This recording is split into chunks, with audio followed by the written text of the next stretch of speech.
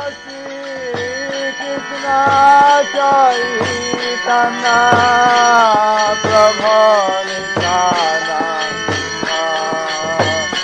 Jayapataka Swami Maharaj. The following is a lecture given by His Holiness Jayapataka Swami on May 4th, 1985 at New Orleans, Louisiana.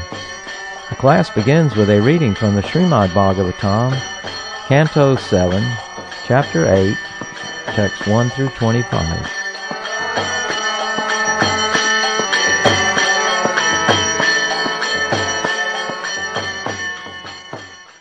Today is a very important day. It's the day when Lord Nrsingadev appeared in the world.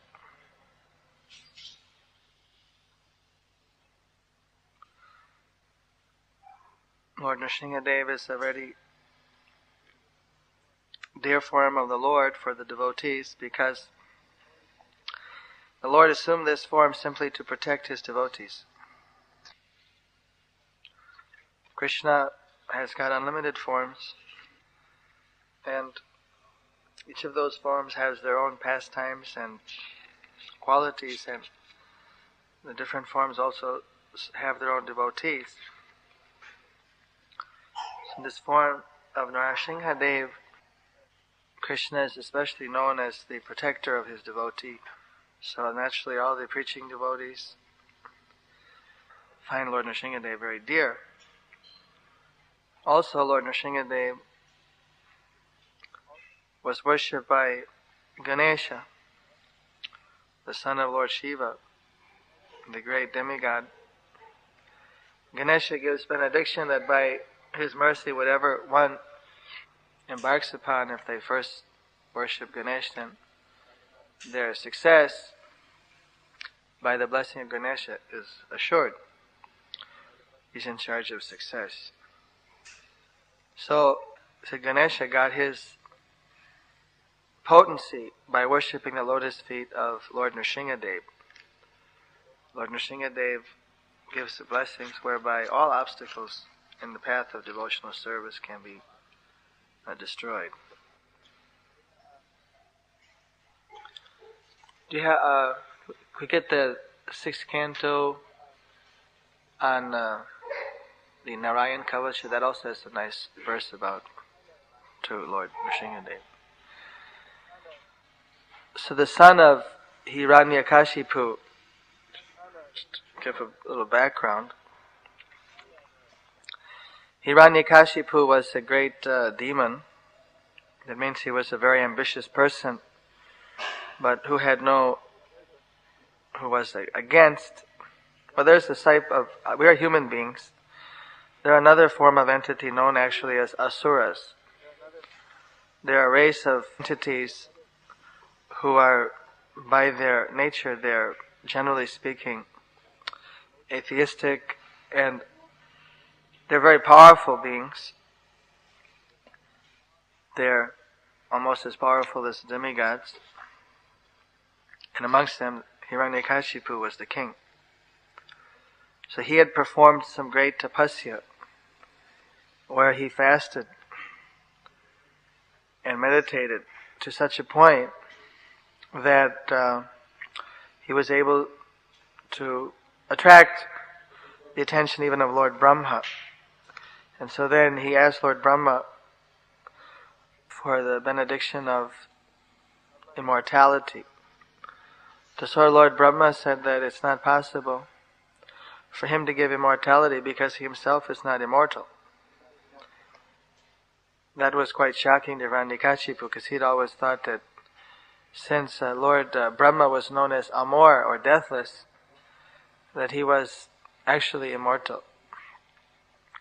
So Lord Brahma explained that he's known as deathless because compared to the ordinary living entities, his lifespan is so long.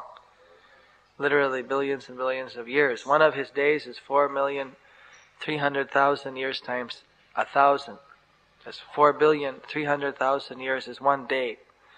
And he lives 30 days in a month, 12 months in a year, equally long night, and his lifespan is more or less 100 years. So with a lifespan like that compared to, say, an ordinary human being or something, they consider him to be deathless or immortal.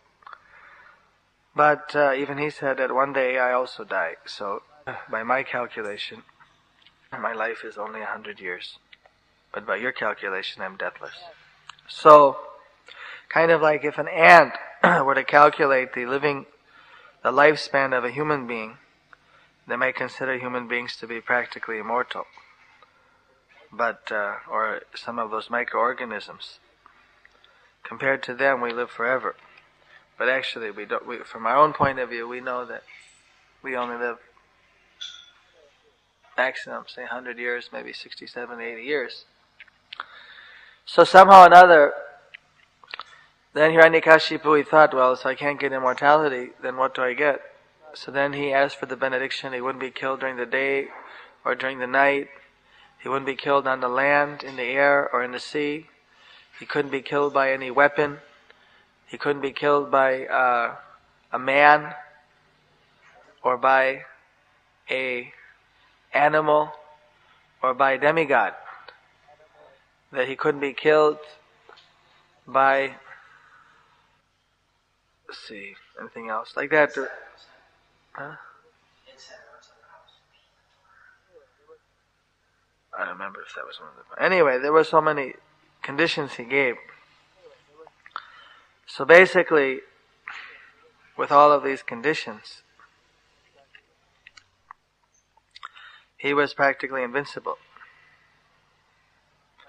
And so as a result, he was easily able to defeat the demigods, and he took charge of the entire universe. Lord Brahma stays kind of aloof from the day-to-day activities in the universe. So, Hiranyakashipu took over the kingdom of Lord Indra. So in this way, while he was doing his tapasya, his wife was pregnant and the demigods captured his wife and were going to wait for the child to be born to kill the child. Even though they considered that the son of Hiranyakashipu, the great demon, must be their enemy number one, they would never consider killing the child while in the womb of the mother. According to the law of karma, to abort a child is such a grievous sin that they would, even though they're going to kill the child as soon as it was born, the very second, but they wouldn't do it while it was in the womb of the mother. But Narada Muni came and said that his son is a great devotee.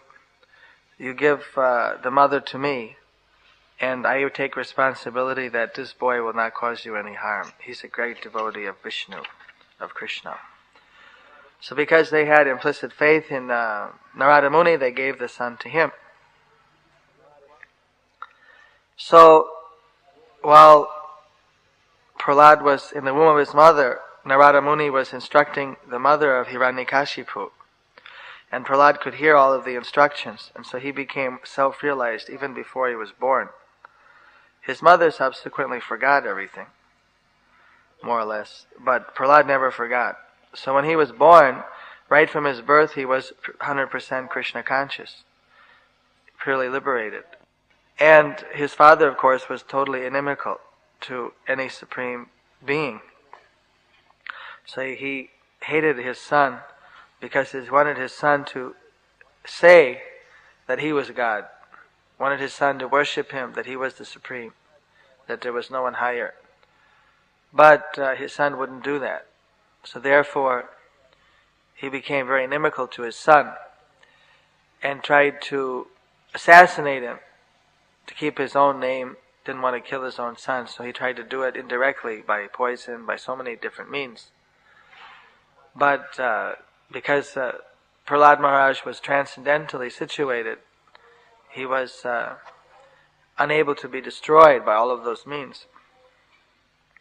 So finally he put the son in the school, and just like the modern educational institutions of the world today have been organized simply for teaching the people economic development and atheism, Similarly, Hiranyakashipu's educational institution was totally void of any kind of instruction on God, and rather they taught the children that there was no higher reality, that creation, that existence came simply by the product of accident and sex desire, and that there was no higher truth, simply the goal of life was to earn money and to be happy in this way.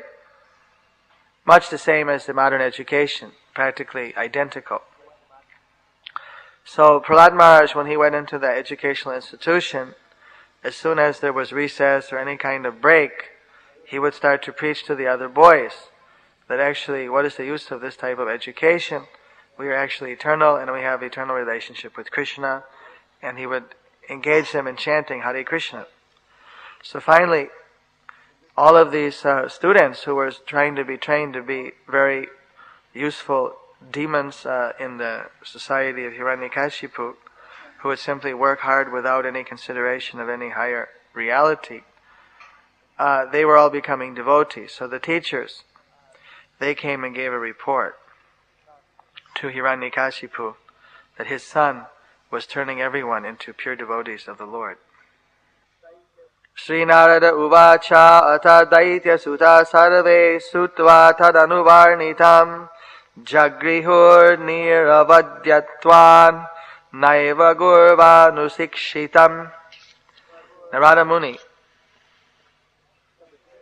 continued, all the sons of the demons appreciated the transcendental instructions of Prahlad Maharaj and took them very seriously. They rejected the materialistic instructions given by their teachers, Shanda and Amarka.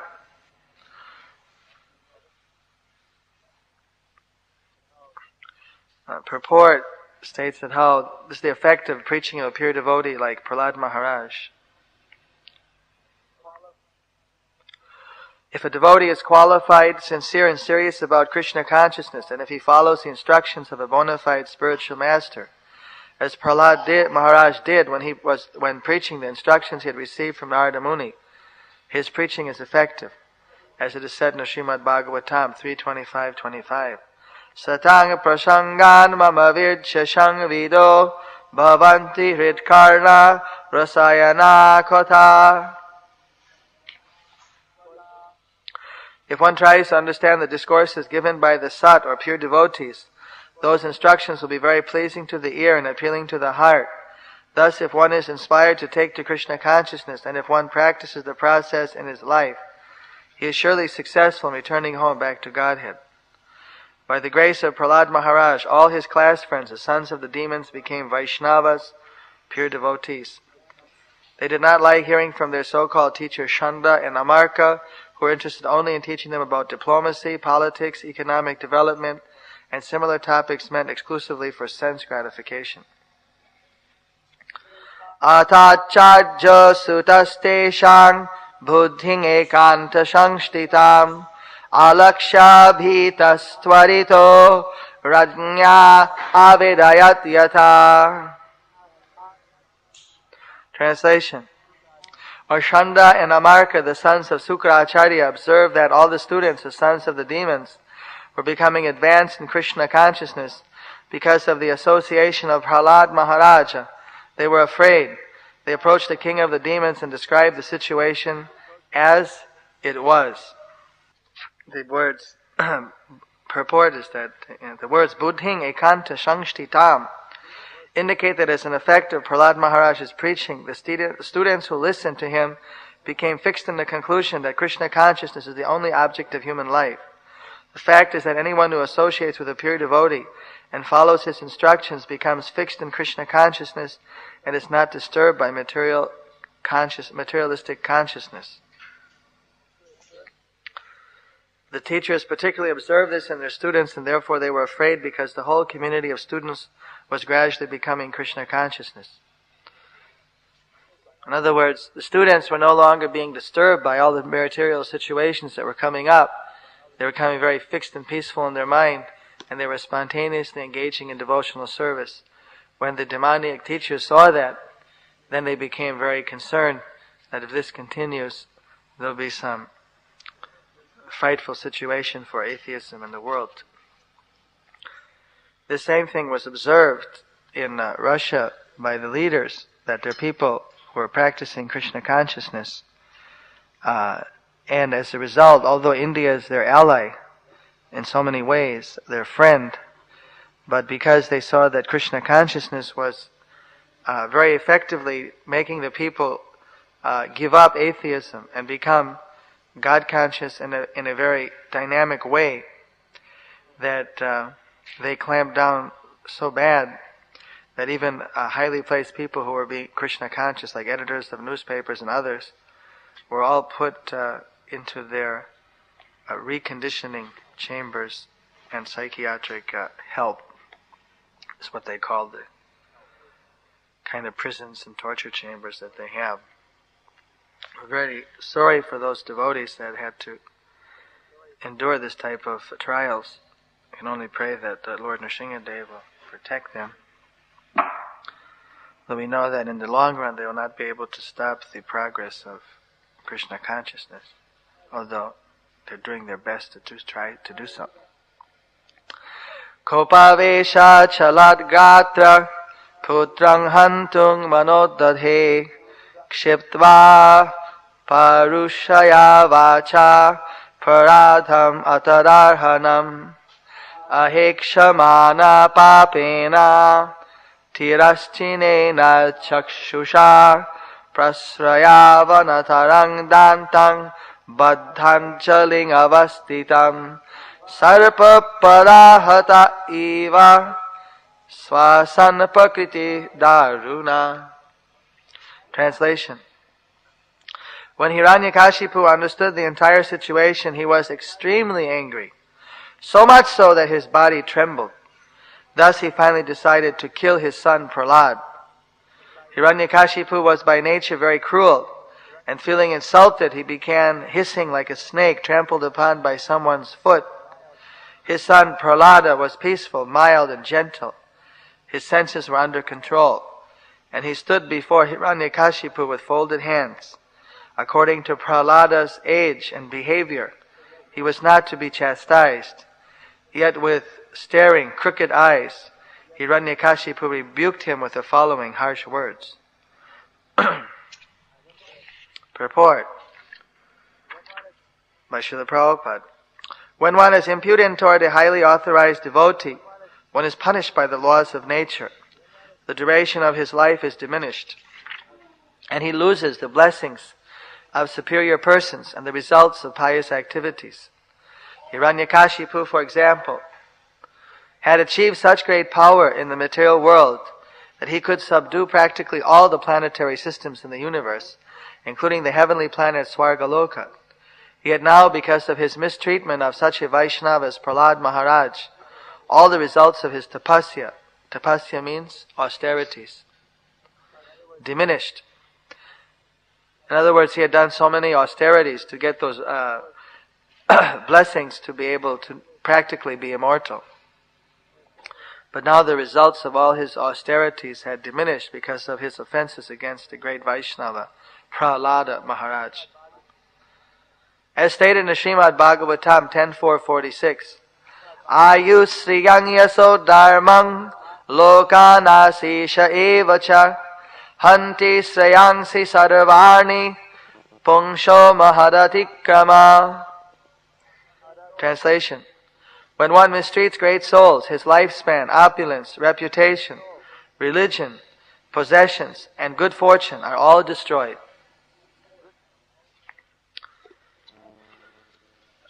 Sri Hiranyakashipu uvacha He durvinita mandatman kula bheda karadhama stabdhang macha sanodvitam neshye twadya yamakshayam.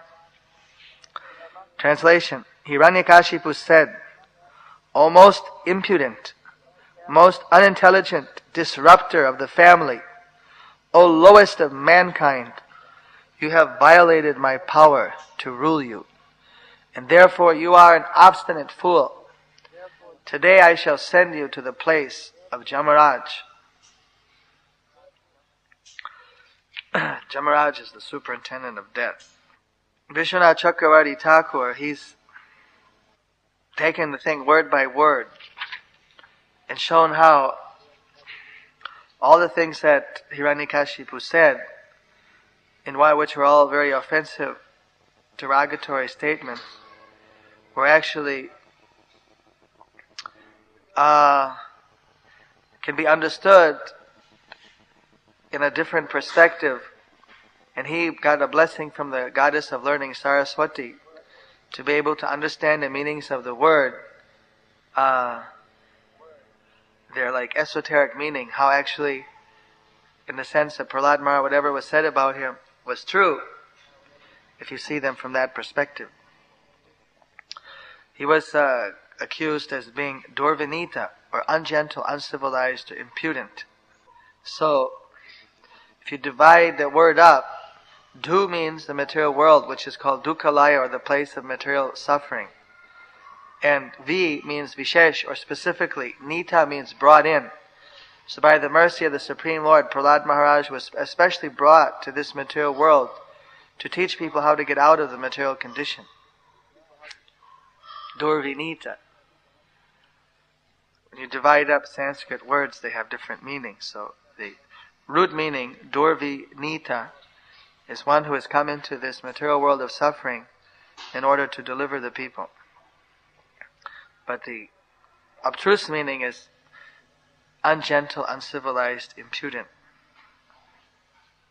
Then the next, Mandatma.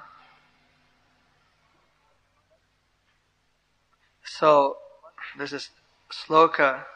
Manda means very bad or slow in spiritual realization. In the Bhagavatam there's a sloka, Manda sumanda matayo manda bhagya.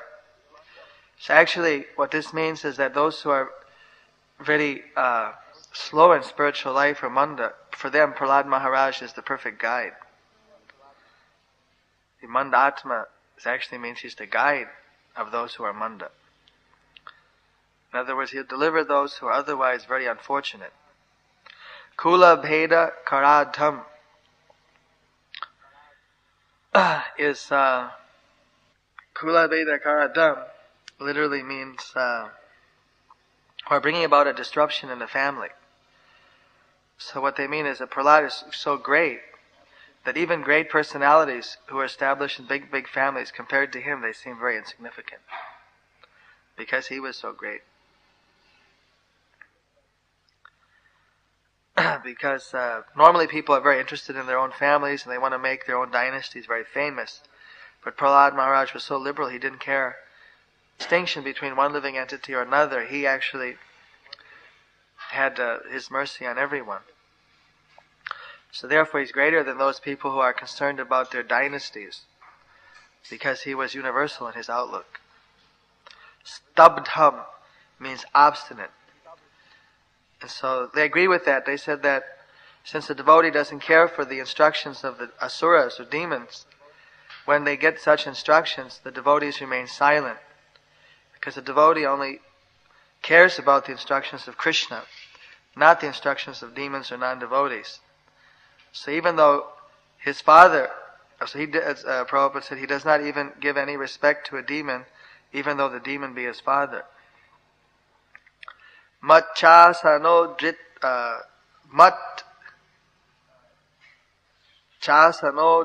dvitam. Prahlad Maharaj was disobedient to the orders of his demoniac father. That's already explained. And Yamakshayam, every conditioned soul is under the control of Yamaraj. But Hiranyakashipu said that he considered Prahlad Maharaj his deliverer. For Prahlad would stop Hiranyakashipu's repetition of birth and death. Actually, Hiranyakashipu wanted to be immortal, but by his material intelligence he couldn't become immortal. But because he's going to be killed by Krishna himself, and his form is Narasimha, while being killed by the Lord you achieve liberation. So in that way he becomes immortal. That's simply by the mercy. So it says here, Prahlad Maharaj would stop Hiranyakashipu's repetition of birth and death. So this way, Sri Vishwanath Chakravarti Thakur explained all these words in a very interesting way.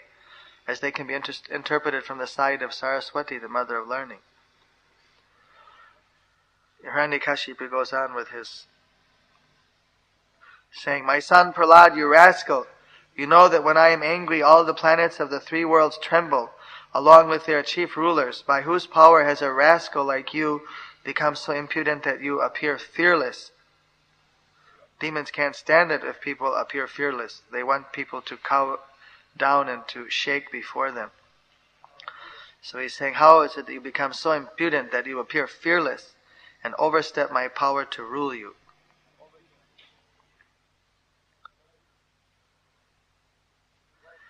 Hiranyakashipu was perplexed how his 5-year-old boy could be so fearless he did not care for the order of his great and powerful father. Devotee cannot execute the order of anyone except the Supreme Personality of Godhead. This is the position of a devotee. Hiranyakashipu could understand that his boy must have been very powerful, since the boy did not heed his orders. So Hiranyakashipu asked his son, "King Bala, how have you overcome my order? By whose strength have you done this?" Remember that he tried to have other people kill Prahlad in so many ways and to dominate him. But Prahlad, he went to school, he did everything that wasn't in contravention with his devotional service. But nonetheless, Hiranyakashipu could understand that he was somehow or another always avoiding coming under his absolute dominion. So he was puzzled. Where did this power come from? Prahlad Maharaj said, "Na kevalang me bhavatas charachan savai balang balinam cha paresham pare vare mistiram changamaje brahmadayo yenavasang pranita." Prahlad Maharaj said, "My dear king, the source of my strength, of which you are asking, is also the source of yours. Indeed, the original source of all kinds of strength is one. He is not only your strength or mine, but the only strength for everyone. Without him, no one can get any strength. Whether moving or not moving, superior or inferior, everyone, including Lord Brahma, is controlled by the strength of the Supreme Personality of Godhead."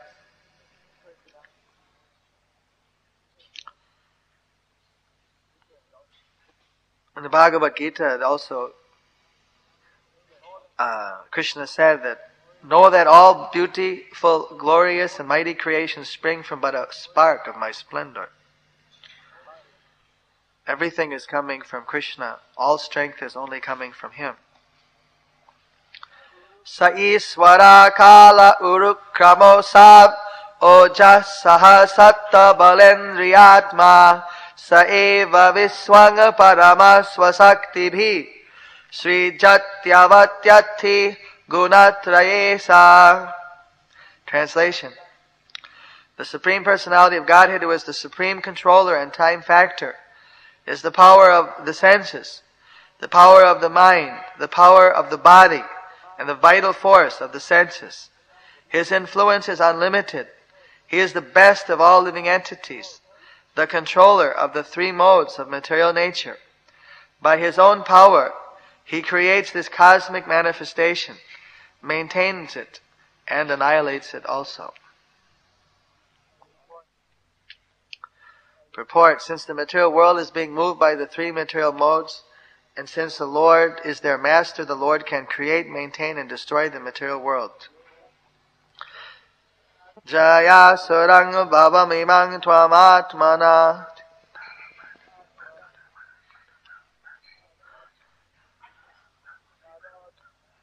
samang mano datswana santi vidvisha rite jitadatmana utpate stitat taddi hyanantasya mahat samarhanam.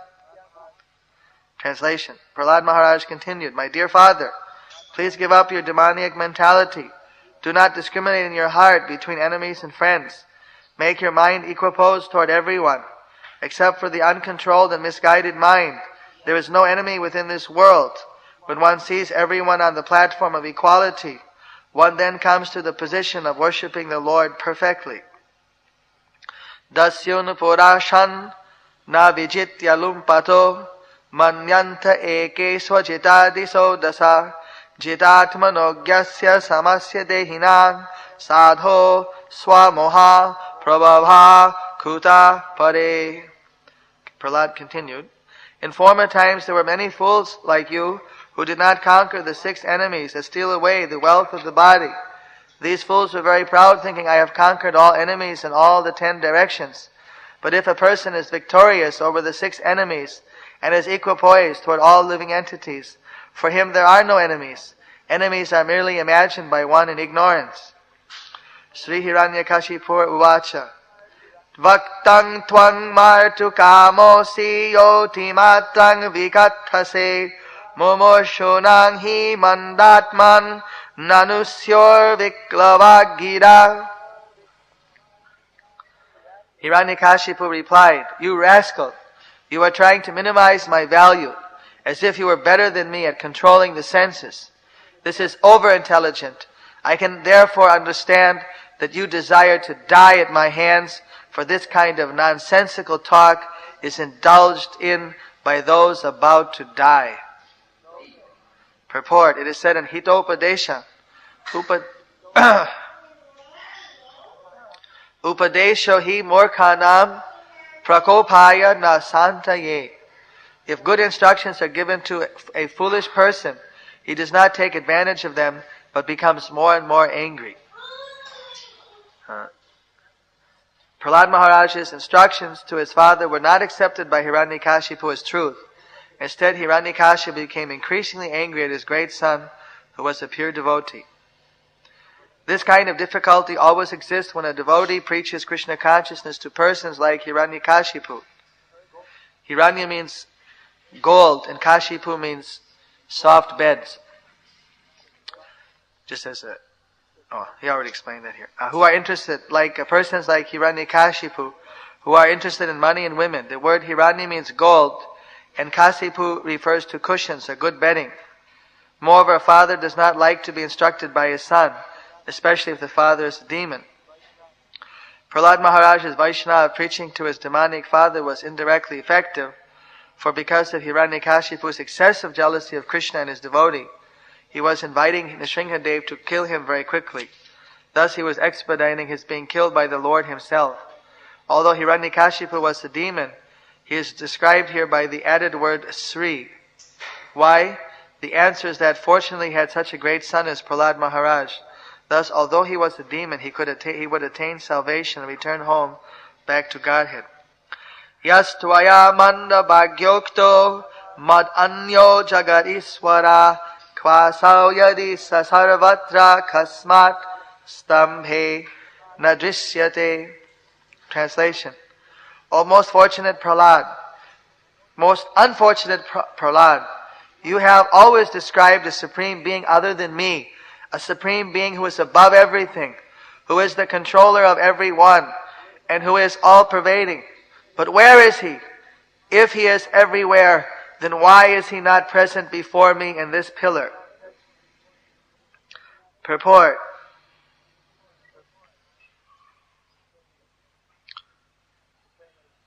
Demons sometimes declare that to a devotee that they cannot accept the existence of God because they cannot see Him. But what the demon does not know is stated by the Lord Himself in Bhagavad Gita. I am never manifest to the foolish and unintelligent. For them I am covered by my Yoga Maya. The Lord is open to being seen by the devotees, but the non-devotees cannot see Him. Sohang vikathamanasya sirakaya dharamite gopayeta yadistwadya yaste saranamipsitam. Translation.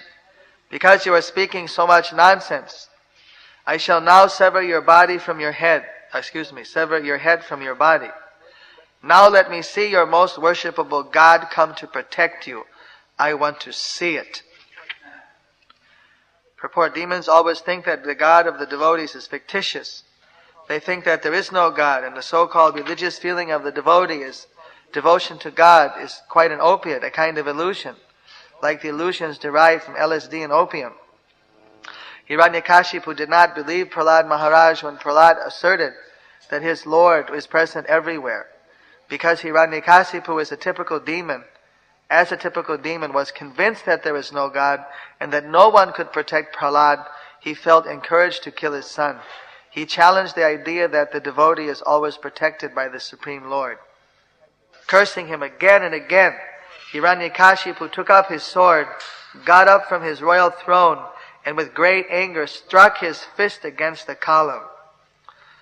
Tadaiva tasmin ninado dhibishano bhabhuva yenanda kadahang asvutat yang vaiswadishnyo pagatang saajjadaya srudva swadamata yanangamenire.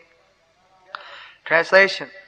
Then from within the pillar came a fearful sound, which appeared to crack the covering of the universe. O my dear Yudhishthir, this sound reached even the abodes of the demigods like Lord Brahma, and when the demigods heard it, they thought, oh, now our planets are being destroyed. Purport.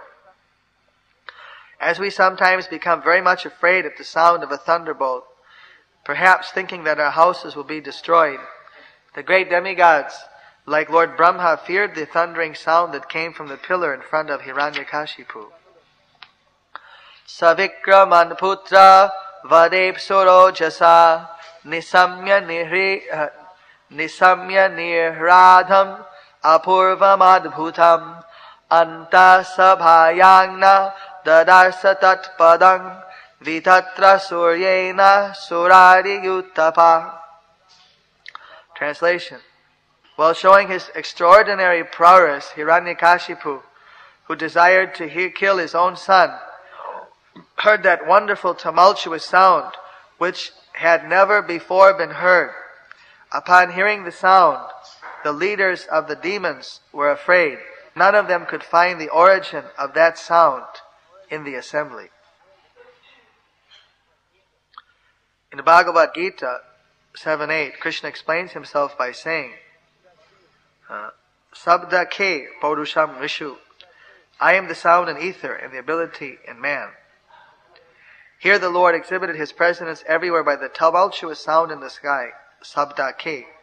The tumultuous thundering sound was proof of the Lord's presence. The demons like Hiranyakashipu could now realize the supreme ruling power of the Lord, and thus Hiranyakashipu became afraid. However powerful a man may be, he always fears the sound of a thunderbolt.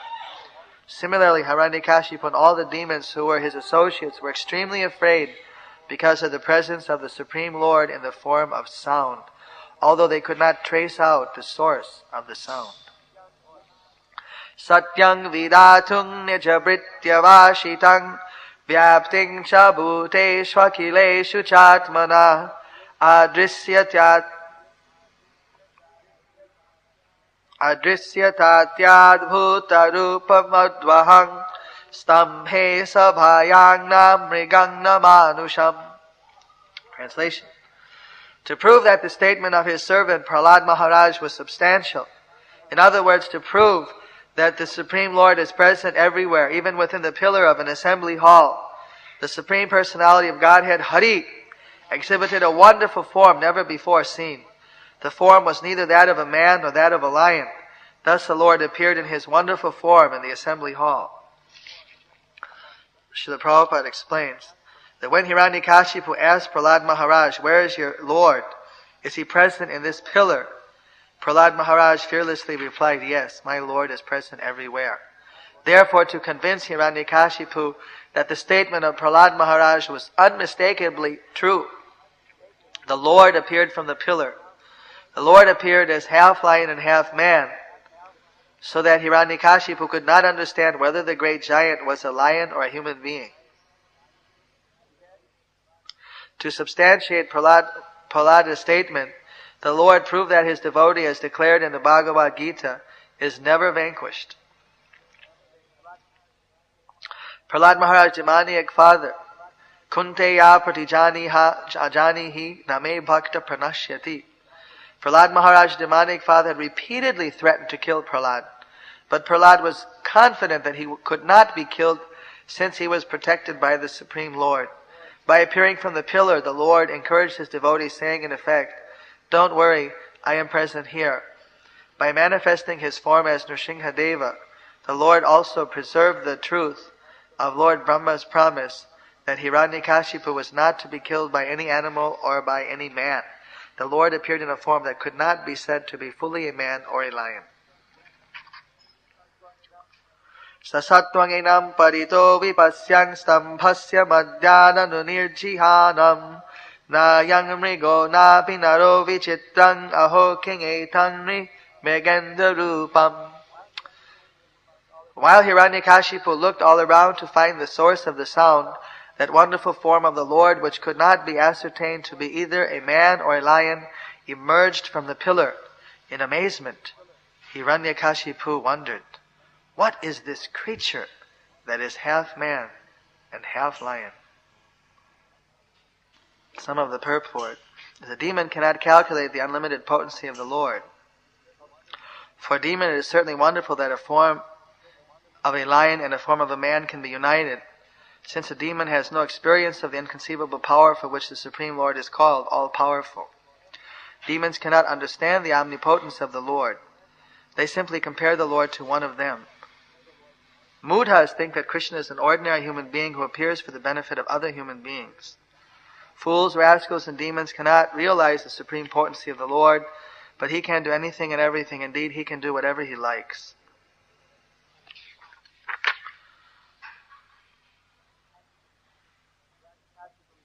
When Hiranyakashipu received benedictions from Lord Brahma, he thought that he was safe, since he received the benediction that he would not be killed either by an animal or by a human being. He never thought that an animal and human being could be combined, so that demons like him would be puzzled by such a form.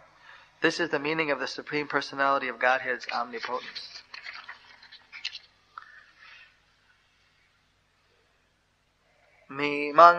So translation.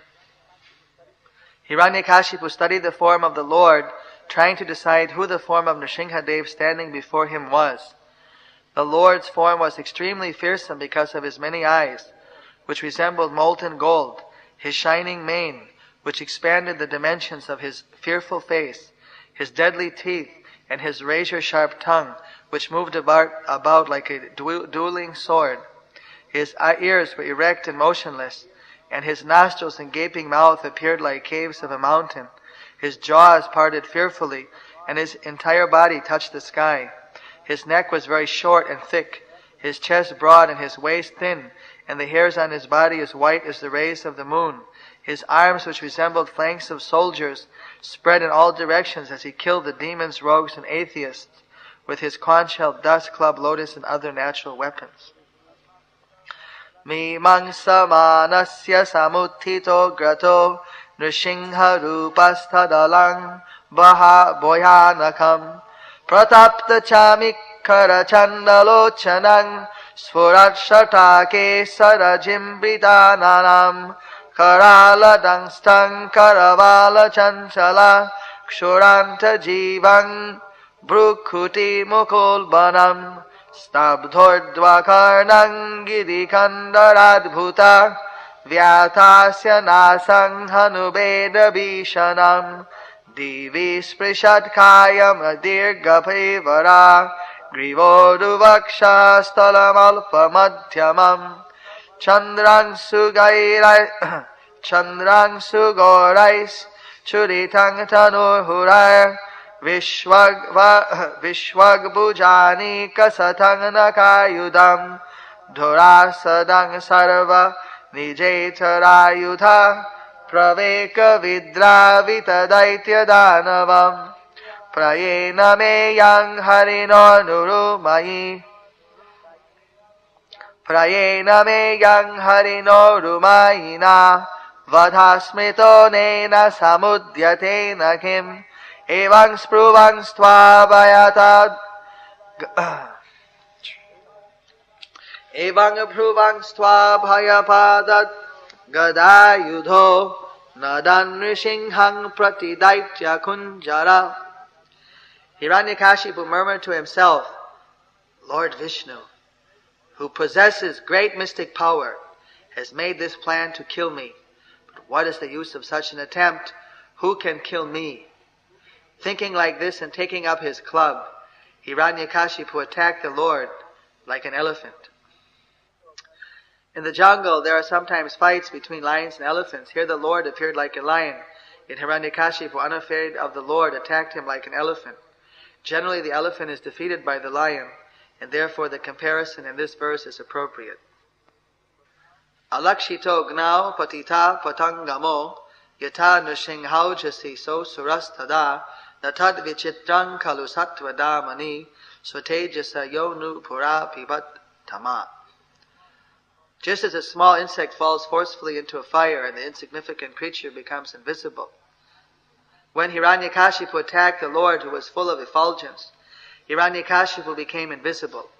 This is not at all astonishing, for the Lord is always situated in pure goodness. Formerly, during creation, he entered the dark universe and illuminated it by his spiritual effulgence. Thereafter, the great demon Hiranyakashipu was extremely angry, swiftly attacked Nrsimhadeva with his club and began to beat him. Lord Nrsimhadeva, however, captured the great demon along with his club, just as Garuda might capture a great snake. O Yudhisthira, O great son of Bharata, when Lord Nrsimhadeva gave Hiranyakashipu a chance to slip from his hand, just as Garuda sometimes plays with a snake and lets it slip from his mouth, the demigods who had lost their abodes and who were hiding behind the clouds for fear of the demon did not consider that incident very good. Indeed, they were perturbed. The demigods were worried because Hiranyakashipu could see that they're all hiding there, looking very eagerly to see him die. So if he escaped death from Nrsimhadeva, he was going to take revenge on him. When Hiranyakashipu was freed from the hands of Nrsimhadeva, he falsely thought that the Lord was afraid of his prowess. Therefore, after taking a little rest from the fight, he took up his sword and shield and again attacked the Lord with great force. Purport: when a sinful man enjoys material facilities, foolish people sometimes think, how is it that this sinful man is enjoying whereas a pious man is suffering? By the will of the Supreme, a sinful man is sometimes given the chance to enjoy the material world as if he were not under the clutches of material nature, just so that he may be fooled. A sinful man who acts against the laws of nature must be punished, but sometimes he is given a chance to play, exactly like Hiranyakashipu when he was released from the hands of Nrsimhadeva. Hiranyakashipu was destined to be ultimately killed by Nrsimhadeva, but just to see the fun, the Lord gave him a chance to slip from his hands.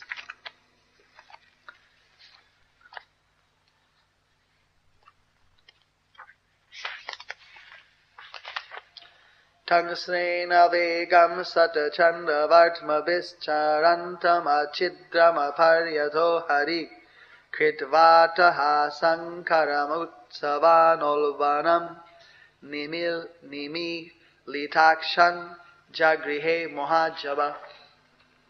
Translation: making a loud, shrill sound of laughter, the Supreme Personality of Godhead Narayana, who was extremely strong and powerful, captured Hiranyakashipu, who was protecting himself with his sword and shield, leaving no gaps open. With the speed of a hawk, Hiranyakashipu moved sometimes in the sky and sometimes on the earth. His eyes closed because of fear of Nrsimhadeva's laughter. In other words, Hiranyakashipu had mystic power, so he could also fly in the sky. But hearing Nrsimhadeva's laughter, he was very afraid. As a snake captures a mouse, or Garuda captures a very venomous snake, Lord Nrsimhadeva captured Hiranyakashipu, who could not be pierced even by the thunderbolt of King Indra. As Hiranyakashipu moved his limbs here and there and all around, very much afflicted at being captured, Lord Nrsimhadeva placed the demon on his lap, supporting him with his thighs, and in the doorway of the assembly hall, the Lord very easily tore the demon to pieces with the nails of his hand. Hiranyakashipu had been exactly like a fever of meningitis in the head of the three worlds. Thus, when the wives of the demigods in the heavenly planet saw that the great demon had been killed by the personal hands of the Supreme Personality of Godhead, their faces blossomed in great joy. The wives of the demigods again and again showered flowers from heaven upon Lord Nrsimhadeva like rain.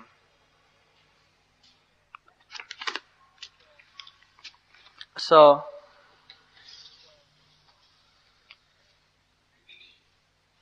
is how Lord Nrsimhadev appeared in this universe in a previous age. Lord Nrsimhadev is glorified by Prahlad Maharaj. Vidikshu dikshurdvam ata samantad antar bahir bhagavan narasingha prarapayam lokabhoyang swanena swatejasa grasta samasta teja. Translation. Prahlad Maharaj loudly chanted the holy name of the Lord Nrsimhadev. May Lord Nrsimhadev, roaring for his devotee Prahlad Maharaj, protect us from all fear of dangers created by stalwart leaders in all directions, through poison, weapons, water, fire, air, and so on. May the Lord cover their influence by his own transcendental influence. May Lord Nrsimhadev protect us in all directions and in all corners, above, below, within, and without. So, actually, those persons who are very much in the bodily concept of life,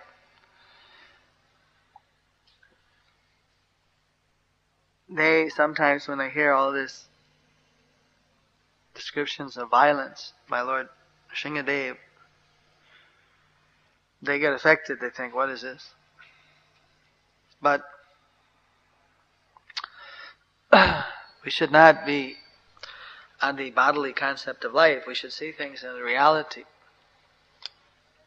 On the transcendental platform, the Lord's all good. Because there are demons who are always out to try to harass and torture the devotees, so the Lord protects such devotees who are purely dedicated to Him. But even in doing so, the demons are also benedicted, because anyone who leaves their body by the hand of the Lord doesn't have to take birth again. So, most demons, they just are part-time demons. They blaspheme the Lord and they criticize, but they're also absorbed in so many other things. But Hiranyakashipu was a very unusual demon in that he was completely obsessed with hatred towards God, so much so that he was able to attract the Lord Himself to kill him. So sometimes a person is so fixed in thinking of the Lord day and night, even in hatred, and because the Lord is all good, even if a person thinks of the Lord in hatred, it's good for them, in one sense. Although it's not considered devotion. Devotional service is described as anukulyena, Krishna anusilinam. Anukulena means favorably perform. So we should try to worship and think of the Lord constantly, but not in anger or fear or hatred, but rather in devotion, love, faith, and servitude. Then we can also enjoy the same type of protection that Prahlad Maharaj did by the mercy of Prahlad Maharaj and Lord Nrsimhadev. Also, we can cross over the obstacles in this material world and ultimately reach the spiritual world. I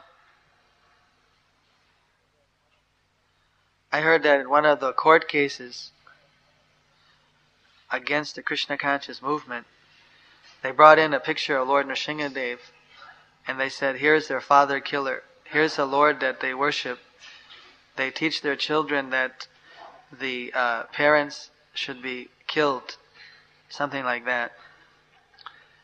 I know that when Prabhupada had devotees go to court, he wanted that they should preach very dynamically, but for some reason, whoever was organizing the case, defense, was a little bit shy.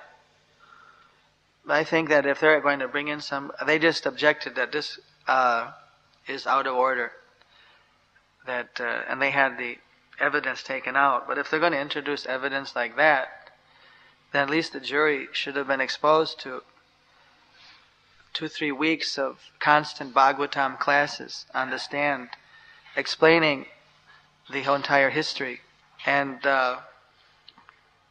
with different people testifying and explaining, and different people giving a Bhagavatam class. Since the defense is allowed to bring as many witnesses they want, I think if they would have done that, at least it would have been a very nice case record for all the appeal courts to read in the future. Since every word has to be stenographed typed. And maybe somewhere, if there was any devotee there in the jury or in the subsequent appeal courts, they might be able to see that this is not the outlook of the Krishna conscious movement, but this is the scripture, which is a history of this world, and we believe that this happened many millions of years ago, and that the significance of it is nothing very horrendous, but something that any God-fearing, God-loving person could appreciate the basic underlying principles. And in every tradition, you find a similar kind of instructions. You think in the Bible that there were statements where the Lord said that, wasn't it Sodom and Gomorrah, that they had to leave their friends and relatives because they had become sinful, and not look back, not be attached, but be fully fixed in God. And when they left, and I think it was Sodom turned back out of attachment, turned into a pillar of salt or something like that. Isn't that the... Huh? One of them, anyway. Maybe I got the stories mixed up. I'm not a real pundit on the Bible, but been studying the Vedas for so many years. But there are so many examples like that. I think there was another thing with David. There were some other tests where God tested even the people in the Bible, that where was their devotion? Was it more for their material relation, or was it for Him? So the traditions are there, maybe not so explained in such great detail or something, but the basic underlying principle is there, that if it's brought down to the bottom line, are you going to accept me or God? Then the devotee will accept God, will accept the Supreme Personality of Godhead. And if because of that the devotee is going to be tortured, well, but he still can't compromise that principle under any cause. I think it was even Lord Jesus was offered the entire world by Satan or something like that. There's another history like that, and of course he didn't accept. He said, so Hiranyakashipu was saying, you're my son, I'll give you the entire universe, you just surrender to me, you just do whatever I say. And his son said that it's not your universe to give. It already belongs to God. Why do you keep saying these kind of foolish things? And so his father, of course, became very inimical to his son. I don't see how anyone in a God-conscious context could find anything wrong with what Prahlad Maharaj did. But of course, these type of anti-cult, deprogramming people, they play on the ignorance of the people, and they only present, of course, half-truths. And it's unfortunate, so we hope that sometime in the future that, we don't never hope for any kind of such antagonism from anyone, but if it comes to that, at least we hope that if there is ever any kind of situation, that the Krishna conscious devotees would have an opportunity always to present in its entirety what is the actual Vedic viewpoint, what is the spiritual viewpoint. So at least anyone who hears that would have at least the opportunity to become purified by hearing those transcendental lessons. So people shouldn't be obsessed by the superficial, by the physical. Sometimes people, they don't like this type of violent expression, but in the hands of Krishna it's not violent, because there are criminals in the world, there are demons or people who are dedicated to their own sense gratification, even at the cost of being very cruel and violent against others. So there also has to be that counter force of power which defends. In the spiritual world, there is non-violence in its purity. There's no discouraging word. There's no discordant note. So this is the material world, and there are two kinds of entities: those who are followed by the rules and those who try to make their own rules. So those who make their own rules step on other people's toes, and when they get too much out of hand, they have to be brought into line. If they can't be brought into line by anybody else, and if finally they also try to torture the devotees, then the Lord himself takes an interest. Otherwise, he doesn't take an interest, and such people are able to be tyrants up to the point where, until their good karmas are worn out, and then again they have to take another birth according to their newly accumulated sinful karmas. So this is one side of the story. The other side is, of course, that Lord Nrsingadev is so merciful to his devotees that although he's so fearful for the non-devotees, that he's actually very attractive and very merciful to the devotees. Just like the police are hated by criminals, but if you're an honest citizen and your house is being burglarized or something, and if the police come in and actually save you, you don't consider police to be very bad. So it simply depends on which side of the law you're on, that the authority of police would be considered to be relatively fearful or welcome. So if we get on the good side of Lord Nrsingadev, then he doesn't appear to be very fearful at all. But if you're on the wrong side of Nrsingadev, then he's very fearful, for sure. Hare Krishna. So today, Lord Nrsingadev appears at sunset. That's the time when he appeared, neither at day nor at night. So it's between day and night, twilight. Of course, because of daylight saving time and so many manipulations, and because we're very far out in the northern hemisphere, the sun twilight here is very late. So generally, just as an international standard, if you followed that in some parts of Sweden, you probably have to fast for about 3 months. During the midnight sun.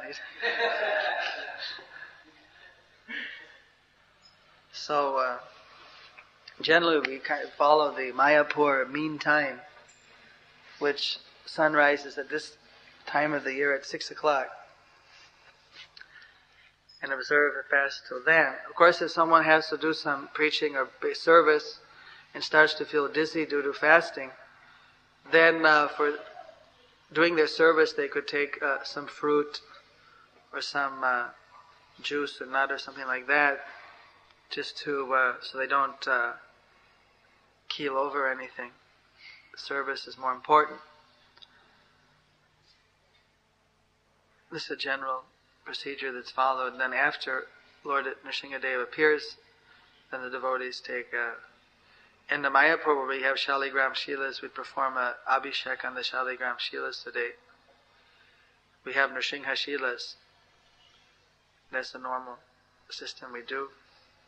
We observe a fast up to the period when that point when the Lord appeared. Because Lord Krishna appears at midnight, we fast till midnight. Because Radharani appeared at noon, we fast till noon. Because Lord Nityananda appeared at noon, Lord Ram appeared at noon, we generally fast at noon. Because Lord Chaitanya appeared at moonrise, we fast until the moon rises. Because Lord Nrsimha appears at twilight, we generally fast until twilight. Like this. It's a rhyme to the method to the madness, as they say. There's a system why we fast at a different time for different incarnations. It's actually because Lord Nrsingadev is one of the incarnations of Krishna. We could glorify all of the incarnations like Varaha, Kurma, Matsya. It's not that we see there are many gods, one Lord, but he appears in forms. Nrsingadev is one of those forms of the Lord. It's the same Lord, but just like we have different moods, he has different forms. And the forms that he can assume are unlimited. That's the meaning of omnipotent, all-powerful. Not that he can have no form, but that he can have unlimited forms, and each of them can be as good as the other, and yet none of them are subject to the limitations that material forms have. Materialists like to think, well, how can God be a person, be a form? Because they think that people are all limited, they're all imperfect. So therefore God is perfect, therefore he has no form. But that's the imperfect conclusion by an imperfect mind. That the Lord is formless in the sense that he has no material form. He's nirguna in the sense he is above material qualities. But he has his own spiritual form, which is unlimited, omnipotent, omnipresent.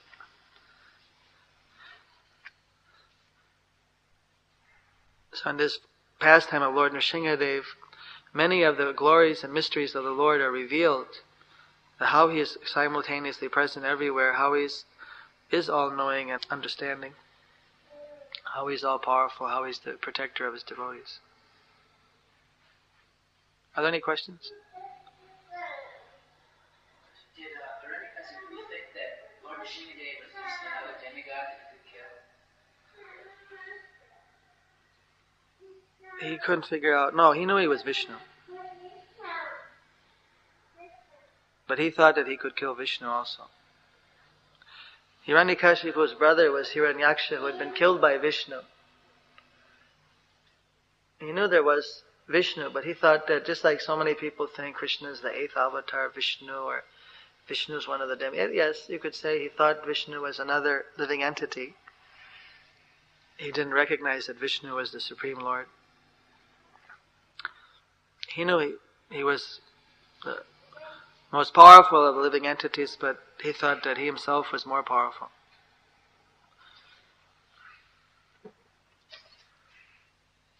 So when Nrsingadev appeared, he suspected this is Vishnu. But he's come in disguise, trying to trick me, but I'll kill him. Yes?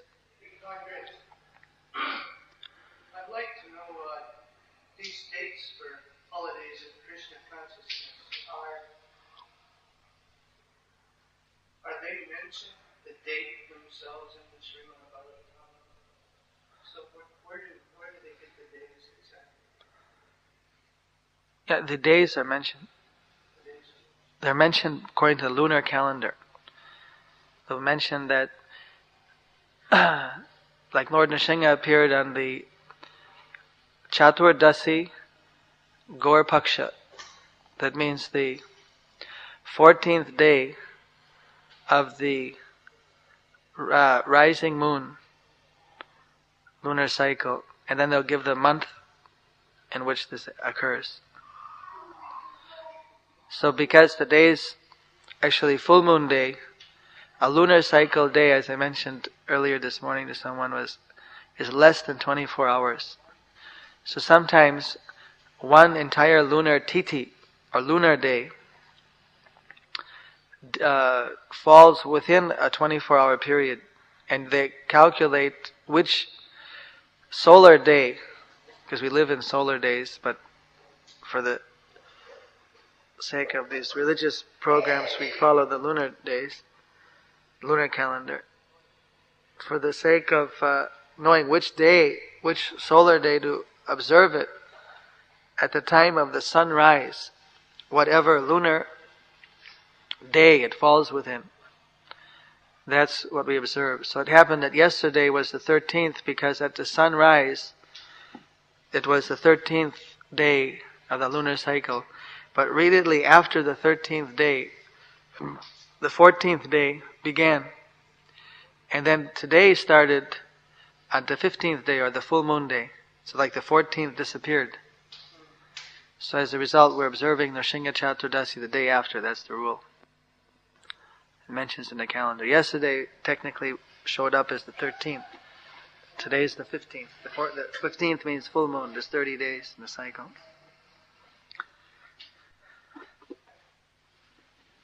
But it's mentioned. Just like Lord Ram Navami, he came on it's usually even on the name, it's Nrsimha Chatur Dasi. Chatur means 4, Dasi means 10, 14. Just like in 14 in Spanish, or Chatur Dasi. Ram Navami. Navami means the 9th. Rad Ashtami. Ashtami means the 8th. So right in the name, just so everybody remembers, they say it's like Krishnastami, Janmashtami, the 8th day. Bijoy Dasami, the 10th day, when Lord Ram had victory over Ravana. Every festival, it's always described by the lunar day that it falls on. So everyone knows that Nrsimhadev appears on the Chaturdasi. Nityananda Trayodasi. Trayodasi Trayo means 3, Dasi means 10. Trayodasi, the 13th day. So that 13th day in the lunar calendar where Lord Nityananda's appearance is celebrated, that's called Nityananda Trayodasi, or Nityananda 13th.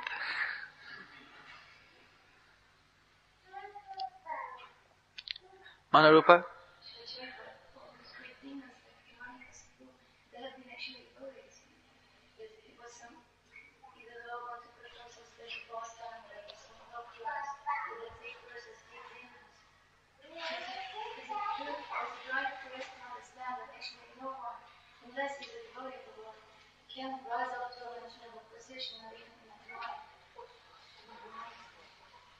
No, Prabhupada said in one purport that we shouldn't think that only a devotee can become a demon to fight with the Lord. It's not that a devotee has to fall down and become a demon so the Lord can kill him. Although sometimes, for some pastime, that might happen. But that's not the rule. That's the exception. But somehow there's some good fortune.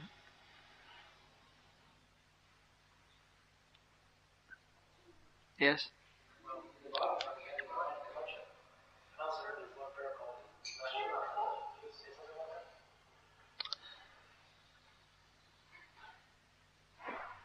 I'm sure there is one, but I don't know it.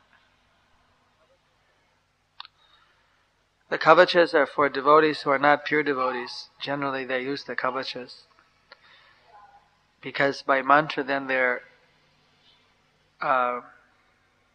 invoking the protection of the Lord, even though they're not 100% pure. But for a pure devotee, even without kavacha, they're pure, they're protected, so they don't need to invoke kavachas. Kavacha means shield or armor, so it's a type of mantra armor. By mantra, a person can be just like protected by armor.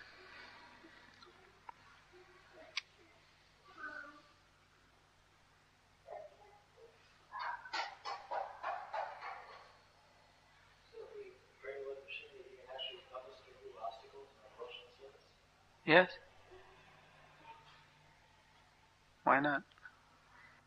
Hare Krishna.